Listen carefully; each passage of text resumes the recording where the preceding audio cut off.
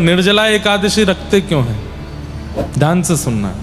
इसको भीमसेनी एकादशी भी कहा जाता है। बहुत ध्यान से सुनिएगा। पांडवों में जो भीम हैं, एक दिन उन्होंने ठाकुर जी से कहा, भगवान श्री द्वारिकाधीश से, कि नाथ, यदि कोई व्यक्ति एकादशी व्रत नहीं करता है तो क्या होता है? तो ठाकुर जी बोले, उस दिन अन्न में पाप का वास होता है। जो व्यक्ति एकादशी व्रत नहीं करता, एकादशी व्रत न करने में दो चीजों का त्याग करना चाहिए, अन्न और शब्द। मतलब एकादशी के दिन मौन रहो और अन्न मत खाओ, बाकी फलाहार तो कर ही सकते हैं। लेकिन जो ये विशेष आज निर्जला एकादशी, इस दिन अन्न भी नहीं खाते लोग, जल भी नहीं पीते, ऐसा क्यों? इसके पीछे ये कथा है, ध्यान से सुनो। तो सब लोग इधर देखो, इधर देखो, इधर देखो। भीमसेन जो हैं, इन्होंने ठाकुर जी से कहा कि नाथ, मुझे भोजन के बिना नहीं रहा जाता। और उसके पीछे एक लीला भी है कि भीम जो थे, एक बार द्वारिका जा रहे थे,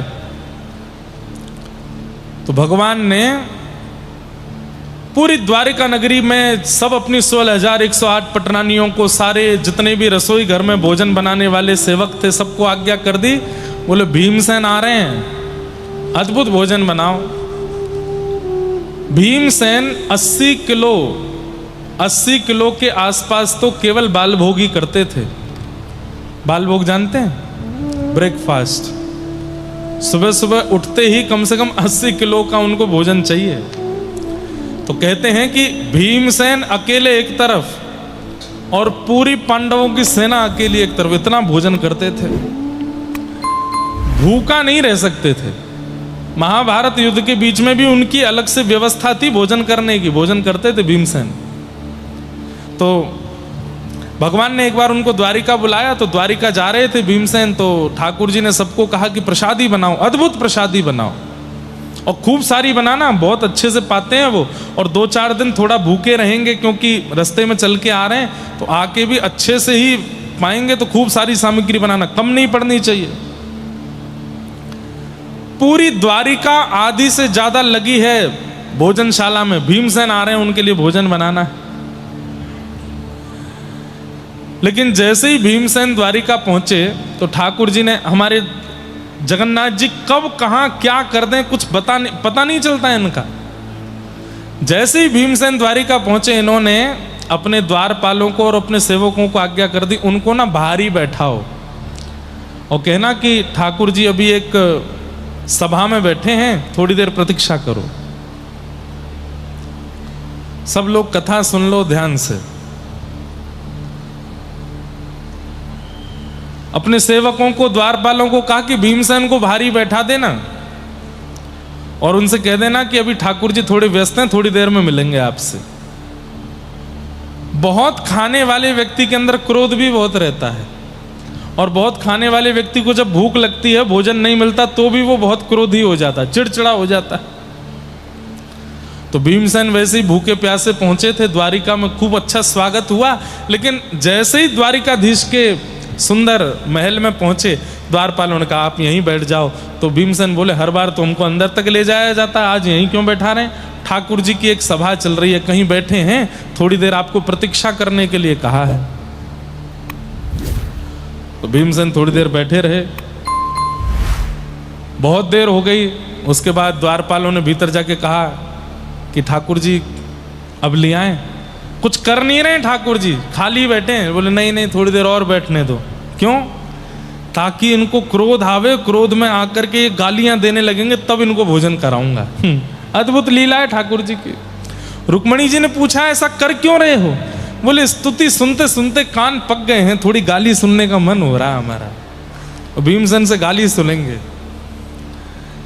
भीमसेन जी थोड़ी देर और बैठे रहे और बोले कितनी देर और है भैया?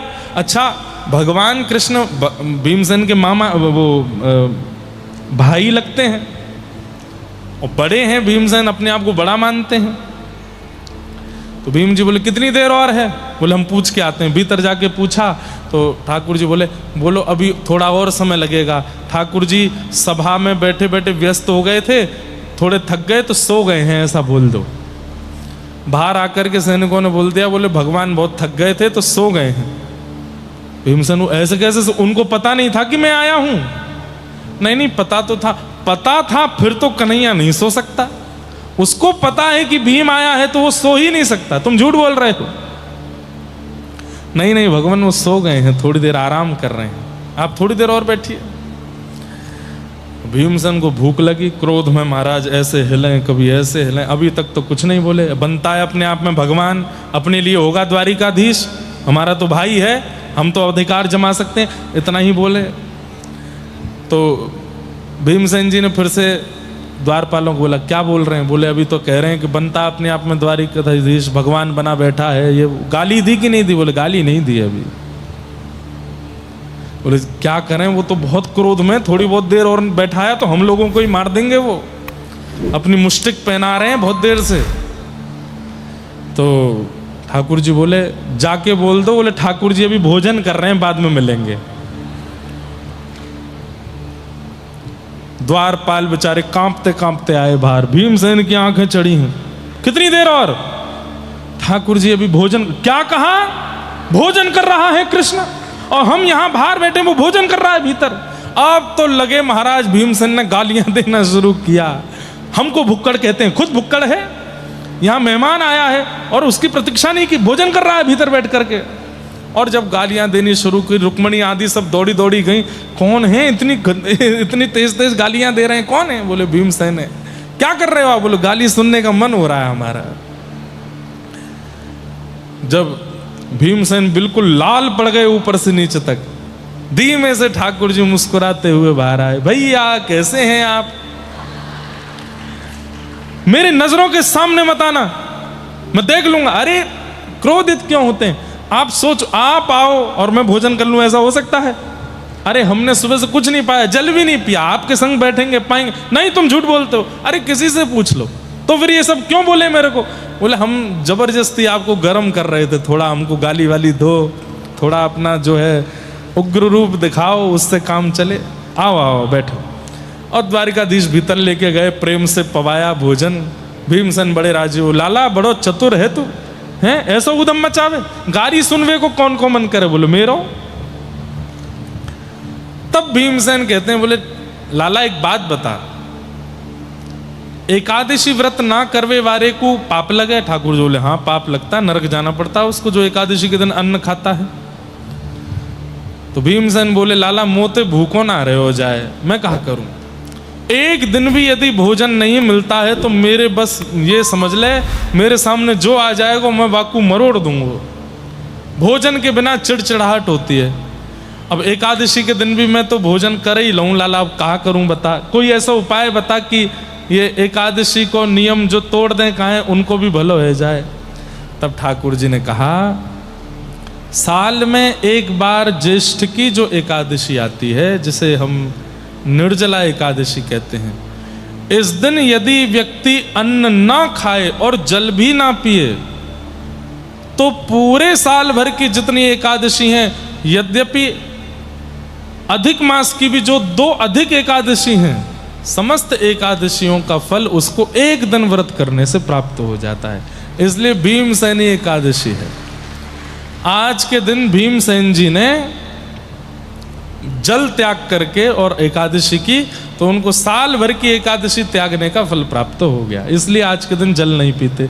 पूर्व की एकादशियों में हमसे कोई अपराध बन गया हो, गलती से हमने अन्न खा लिया हो, बीमार थे इसलिए पा लिया हो, सफ़र में थे इसलिए खा लिया हो, या फिर आज तक हमको पता ही नहीं था, हम अन्न खाते ही आ रहे थे लेकिन अब जाके पता चला, तो क्या करें? निर्जला एकादशी को जल त्याग करके भोजन न करते हुए अगर दिन यापन किया जाए तो संपूर्ण एकादशी का फल मिलता है। पर यह बात बहुत ध्यान से समझने की है। चक्कर आने लग जाएं, बेहोशी की हालत हो जाए, हमारे कारण पूरा परिवार परेशान हो जाए, तो फिर एकादशी को प्रणाम करके कुछ पा लेना चाहिए। क्यों?